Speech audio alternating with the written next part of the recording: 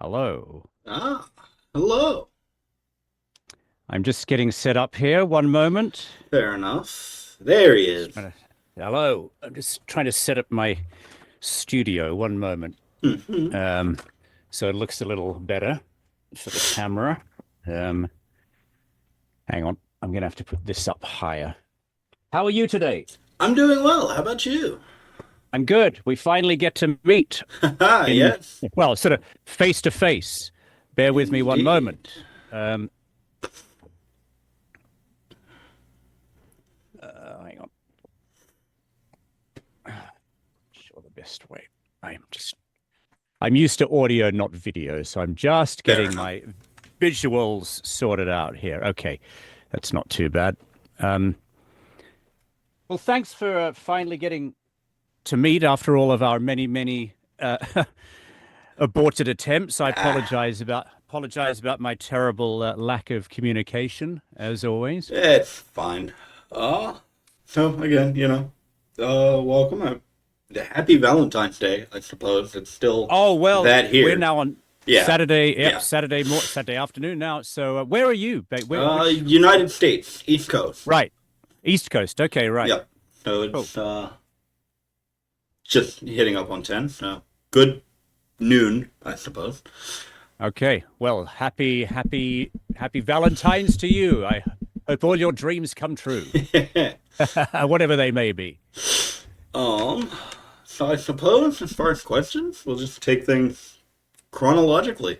So, Sure. to Can I start, just, yeah, yeah, good. just a couple of things before we start. Okay. Firstly, I just want to double check. How is this going to be used? Like, how are you going to eventually? Who's going to see? Well, how are they going to see this? This is just kind of a bonus little, just something I'm putting up for like, hey, if anyone else wants to see like what's going on, just a free release, like behind the scenes, but like just interviewing you for the fans because you are a part of the original voice cast and giving you a Okay. chance to kind of platform the radio show and just what you've been up to since. Thank you for your request, by the way, which we got.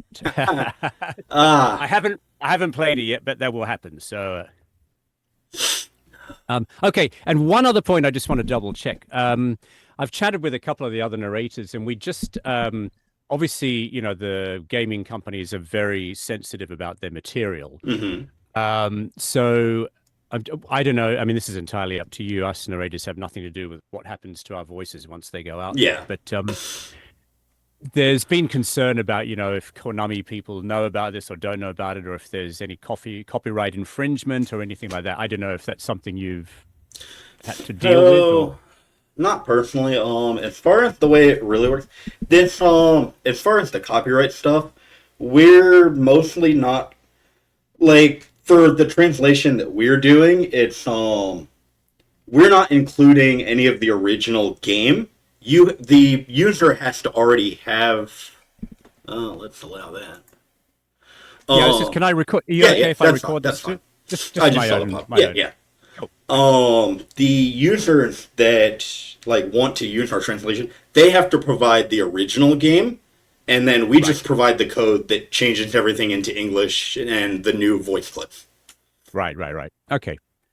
I mean, to be honest, I'm not too fussed about it, but I know obviously anything, the Japanese companies especially are very sensitive, as you Yeah. can imagine, about everything. Which I can mention in the interview as well, actually, because the when we, well, I'll tell, a little bit about in the interview about how us narrators never even get the scripts before I've the, It's been mentioned, but yes. yeah, because they're very secretive about everything. So yeah. Lovely. Anyway, fire away. So yeah, whatever you want to do. To start, like I said, going from the beginning, what brought you to Japan? I'm sure you've been, but yeah, just what brought you to Japan? I was DJing for Virgin Megastores in Sydney, Australia. I'm from the UK originally. My family, we moved around England, Singapore, Scotland, then Australia.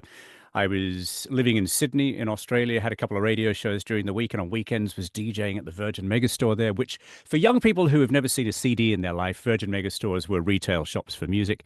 And then the Virgin Megastores opened in Japan, and they said to me in Sydney, and they said, "Hey, we're opening a store in Tokyo. Do you want to come out?" and be our DJ for the opening. I was like, yeah, why not? Never been to Japan before.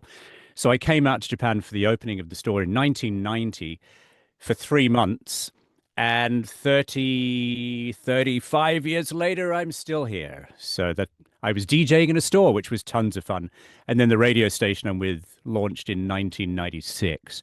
So I've been with them as well since 96. So I've been very lucky that I've been able to do what I love and stay in Japan. Hmm. Um, I unfortunately think I might know the answer to this, but I'd be remiss to not ask anyway. Do you have any memories or stories from your time working on Boktai or with Konami in general? Yeah, I mean, a lot of the memories start to blur because when you do a whole bunch of different, what we do narrations all the time, the voice actors, and if you do a bunch of different games, it's like, hang on, was that that game or was that that game? But the thing I do remember and always love is the game characters. I think especially when you get brilliant, really fun scripts or the moments when you're in the studio, especially if you're working with other voice actors. That's always really fun. If there are battle scenes or fighting scenes, frequently we work by ourselves in the studio, so you get the script. We very rarely get the script before we go into the studio. It's usually you're told you're going to be working with this company, you're going to be doing this game or a game. They're very secretive, obviously, as you would know beforehand, because no one wants anything to be revealed. So usually the narrators, we never get the scripts in advance. You arrive knowing you're going to be doing a game or an animation or character voices.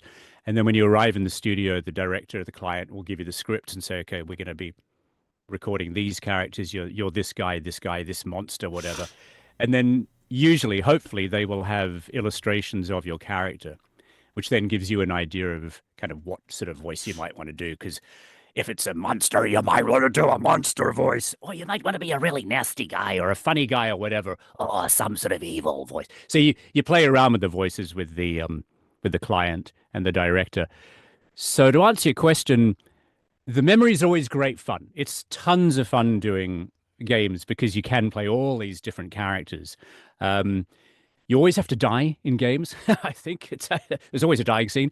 Dying is quite difficult because you have to use lots of different, you have to really drag screams, and fight scenes are really hard. So that stuff is very challenging on the voice. You frequently leave the fighting and the dying until the end of the recording so you don't completely kill your voice as well as killing your character. But it's just tons of fun. They're always loads of fun. And I mean, these were, what was this, back in the early 2000s? So we're talking over 20 years ago. And my memory is terrible at the best of times. But they're always loads of fun. And the Konami studios are beautiful studios here in Tokyo. That's one thing I always love. I've actually recently done another game for Konami, which I can't tell you about just yet. Yeah, which I'm very thrilled about. So it's been interesting, but they've got really beautiful studios, which is always a joy as a narrator, is to be in a fabulous studio. Shouldn't make a difference to the work, but it makes a difference to your experience, obviously. Mhm. And to go from there to kind of just broaden, if you have any other, like not strictly to Konami or Boktai, but if you just have any other stories from voice acting that you'd like to share, I thought I'd open that up as well. Well, like I said, I think the fight scenes, if you're working with other narrators, it's Yeah. tons of, if you have dialogue, especially if you have dialogue. And again, with games, there's not a lot of dialogue because obviously they need to keep all the voices separate for how the gamers are going to be using the voices. If you're doing animations or other character voices, if you're working with other narrators, it's usually dialogue, so you bounce off each other. That's always lots of fun.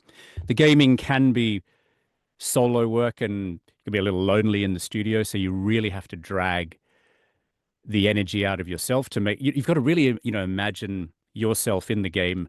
I do think of the gamers, or I think, am I, if I'm a gamer here, playing this game, what am I going to be doing? How do I want it to sound so the game can really resonate with the people playing it, so the gamer really feels a part of the game. And I think that's really key, that they're involved in some way. And I guess that's the really fun part of the voice acting, is how can you engage with an audience. I think that's really key. You don't want it just to be sort of this flat narration. You need to engage with your character and try and bring as much personality out into the character. And I do think, I did these narrations 20 years ago, and I hope I hope I've got better in 20 years. So I think, if I was given those same scripts today, they could be very, what I do could be very, very different with what I do with the characters. Um, but again, just to answer your question about memories in the studio, just lots of fun, hard work, lots of fun. And I always think, you get pages and pages of script sometimes. You think, oh my God, I've got 400 takes here, which excuse me, can feel overwhelming. But once you're in that booth and you start rolling, and hopefully if you've got a brilliant director who gives you good direction, you just really start to enjoy it. And they want you to have a fun time because if you're having a good time, you're going to sound way much better on mic. So they're fun. But I think, all these characters, and you reminded me of some of the characters with the scripts that you've sent me that we've recently done some new versions of. I was like, oh yeah, this character. And I had to try and remember the voices. And luckily you had some voices you could share with me. So I was like, okay, okay, okay. So I was trying to recreate those voices because you do forget which voice you've done and which character was with which game. And so it's just fun, really fun, being in those studios, playing with all these voices and characters. To just as a minor addendum, I do want to say as well, coming back to some of the characters, you did do a fantastic job coming back. There was even one line that I was listening to, and on the first glance, I'm like, this sounds like a little weird, a little off. But then I go back to the original line, and it sounds identical to the take you did 20 years prior. So, Oh, wow. absolutely fantastic job there. Ah, well, thank you very much. And like I said, it was fantastic to revisit these games and characters because they're still out there, and you very occasionally get an email or from someone who, a gamer who's like, "Oh my God, I love this game and I love this character," and that's always a real joy to hear back from people who've enjoyed the games. But you do forget what they sounded like. So again, like I said, when you replayed me some of the voices, like, oh yeah, it's all coming back to me now. It was really fun to hear those voices again, which I haven't done for a long time. So. Um, and then to move forward, uh, what are you up to now? What is your, if you'd like to talk about your current project? Well, as you know, you've just sent me a radio music request for my radio show. Thank you very much for your request, Of which I course. will get played, I promise, one day. So main gig at the moment is radio. Radio has always been my first love. Since I was 16 years old, I was on the radio, and I'm still very lucky to still be doing that. So currently, in where are we? Early 2025. I'm on the air Monday to Thursday live from 7 a.m. to 9 a.m. 2 hour show, 4 days a week. And that's on InterFM here in Tokyo, which broadcasts across Japan. Unfortunately, Japanese radio doesn't broadcast outside of Japan. Don't get me started. It's all about licensing and blah, blah, blah, blah, blah, which I won't get involved with. But anyway, I always upload my radio shows now to my Mixcloud page, so people around the world, wherever you are, can listen on demand whenever you want. So please check out my Mixcloud, Guy Perryman. You'll find the radio show there, and also still doing lots of narrations. I'm doing a few few regular TV shows with NHK World, which again are English language TV programs broadcast from Japan for a global audience. One show, J-Flicks, where we look at Japanese cinema. One show, Zero Waste Life, which is about sort of recycling life in Japan. Japanology Plus with Peter Barakan, an icon in media here in Japan. I do some voiceovers on his show. And lots of other random narrations. Again, some games, it's quite interesting. I think the shift with games has been in Japan back in the early 2000s when all of the voice narrators in Tokyo were doing the Japanese games, the English language versions. And then because gaming got so big, so popular, and the budgets got much bigger, they started using all the Hollywood actors for the voices for the English language ones. So us guys here in Tokyo got shifted to the side. But now there's been a couple of shifts. One has been with the yen tanking. The Japanese producers want to bring some of the production back to Japan to keep the prices down, which is lovely for us. No unions here in Japan, so they don't have to deal with actors' equity and the other union issues that they have in the US. And also now, like everywhere around the world and here in Japan, lots of indie games are developing. And so the smaller companies and the smaller indie gamers and gaming companies want to, again, use the local pool of talent. So we're beginning to see the need for game voice actors in Tokyo is on the rise again, which is lovely to see because I love doing them. So let's hope there's going to be more here in Tokyo. Hmm. And then I mostly just some smaller questions that I suppose really only satiate me. One of the things I note that stuck out to me as a little weird, listening to your show, there was one person that emailed in mentioning that they always say the Ganbare Masho along with Oh, your intro on the show, which took me a minute, just being an English speaker, but then I realized, okay, Guy Perryman's show sounds like Ganbare Masho, so that's the thing they're doing there. yeah.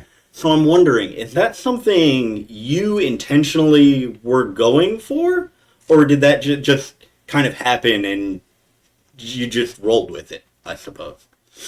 It completely happened organically. My name is Guy Perryman. Yeah, It's my real name. I don't have a stage name, yeah. so my radio show has always been that. And this current radio show is the Guy Perryman Show. For been doing that for about I don't know 7 years. And we realized at one point, oh, Guy Perryman's show does sound like Gambarima show, which kind of means, good luck or, hang in there kind of thing. So as a joke on the air, I used to, especially if you got emails from listeners saying, oh, I'm having a terrible time, or it's a Monday, I got to go to work, or my daughter is doing her school exams, we would say, Gambarima show. And then I'd be like, oh, Gambarima show. Guy Perryman show says Gambarima show. And then bit by bit, that just developed as a bit of a catchphrase of the show, which we use now just for fun. So that was pure luck and spontaneity and randomness and organic. Another fun one, considering your radio show is focused on, like flying around the world and travel and such.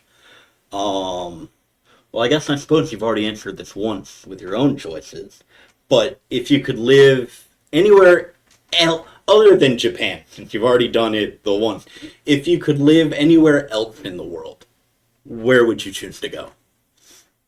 I'll say London first because I've actually never lived in London. My family left the UK when I was quite young, and we were up in Scotland, and we were in a different part of the UK in the south, but not in London. So I go back to London every year to see family and maybe for some creative project related reasons or radio shows. I often broadcast the radio show live from London. So every time I step into London, I'm like, wow, I do adore London. It's an amazing city.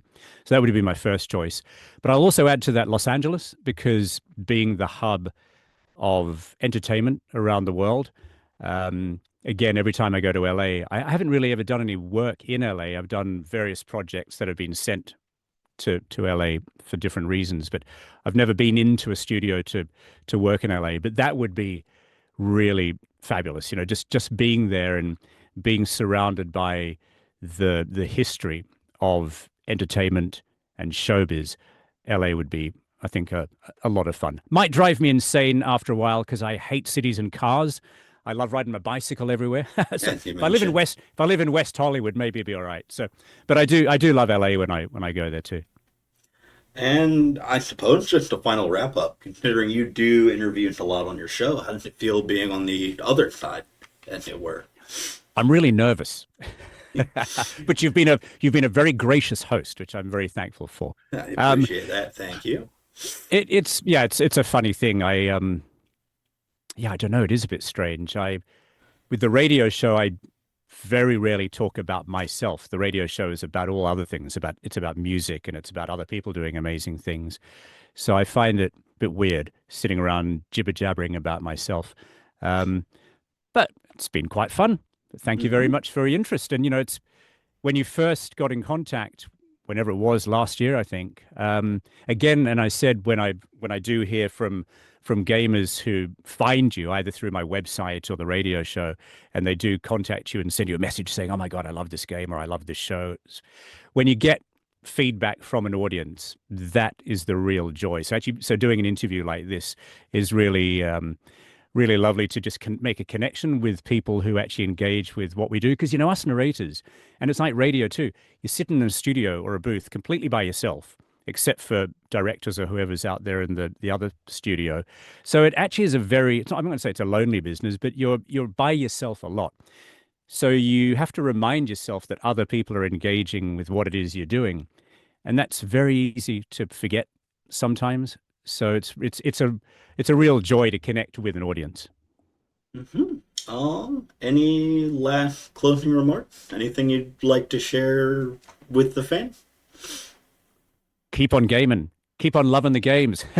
And you know, I don't play games much, but I'm really fascinated in the whole industry and how everything works. And I'm loving the way gaming has become so big and such a integral part of, I don't want to use the word mainstream, but you know, big entertainment. You know, movies are made from games now. Games are coming from movies. I love all this crossover. The music soundtracks in games now are spectacular. So I love the fact that gaming has become a really, really major part of the entertainment world. Um, and just thank you. You know, thanks a million Hmm. for getting in contact. And I hope I can do some more, and I hope I can get better at what I do. Keep on bringing the great characters my way. Uh-huh. If there's any game developers listening, you know, keep on making them. All right. I appreciate your time, and I hope you have a wonderful day, Mr. Perryman. So I do have to finish by asking you a question. Oh? Yeah, well, I can't help it. It's my job. Are you developing games? Do you want to create games? Not from the ground up. I know programming kind of as a just kind of a necessity working with computers for so long, but building one from the ground up, it's just not something I've been super interested in. I'd rather, preserve what's already there and allow things to be more accessible to people. Great, great. Well, thank you. Hmm. Have a wonderful day. Thank you very much, Andrew. And yeah, stay in touch and let me know how if this is going online or anywhere public. Let me know, and I can share it with my radio audience here too. It will just not until everything's done, because Right, to the same degree of things being secretive, this is kind of a big surprise for the community that still plays. right, right. Great. Well, hi to the community, and thank you so much, Andrew. Have a wonderful day. Thank you.